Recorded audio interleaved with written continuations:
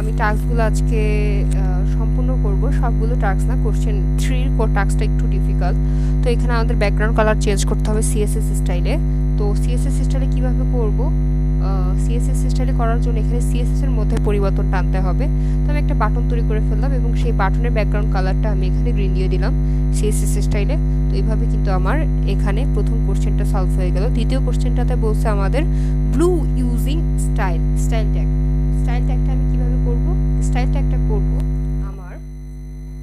আমি হেডের মধ্যে যাব এবং স্টাইলের এখানে আমি লিখব স্টাইল, তারপর লিখে জাস্ট স্টাইলটা আমি ক্লোজ করে দিলাম। ক্লোজ করার পরে এইখানে ভিতরে আমার কিছু কাজ করতে হবে, সেটা হলো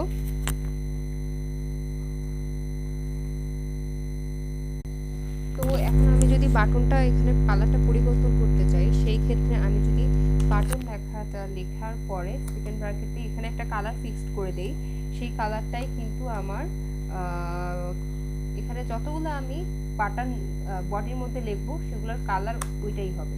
তো এখানে যদি আমি এখানে কালার আমাদের বলছে ব্লু করতে, তো আমি এখানে ব্লু করে দিলাম। ব্লু করার পরে যদি আমি এখানে গো লাইভে যাই, তাহলে কিন্তু আমি দেখতে পাবো আমার কালারটা অলরেডি ব্লু হয়ে গেছে, যে আমার কালারটা অলরেডি ব্লু হয়ে গেছে। তো এটা আমি কিন্তু স্টাইলের মধ্যে করে ফেললাম। এখন আমাকে বলছে আমি কিভাবে ইনলাইনে ব্যবহার করে কালারটা, ব্যাকগ্রাউন্ড কালারটা আমি পিঙ্ক করতে পারি। ইনলাইন কিভাবে ব্যবহার করব, এখানে আমি এটা ব্যবহার করার জন্য এখানে স্টাইল দিব। স্টাইল দেওয়ার পরে এখানে আমি ব্যাকগ্রাউন্ড কালার দিব।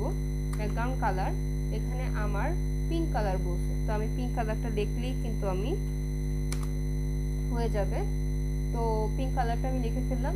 তারপরে কিন্তু আমি যদি গো লাইভে যাই, সেই ক্ষেত্রে আমার কালারটা পিঙ্ক হয়ে গেছে। তো এভাবে কিন্তু আমি বাটনের কালারগুলো পরিবর্তন করতে পারি।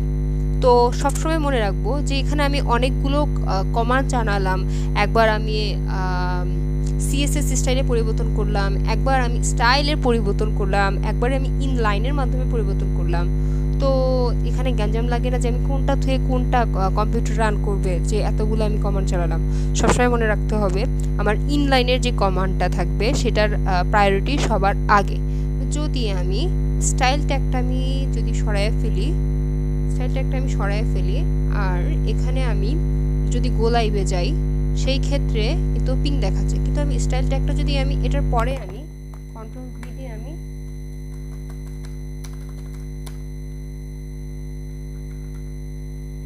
আমি এটাকে স্টাইল ট্যাগটা যদি আমি পরে আনি, সেই ক্ষেত্রে আমি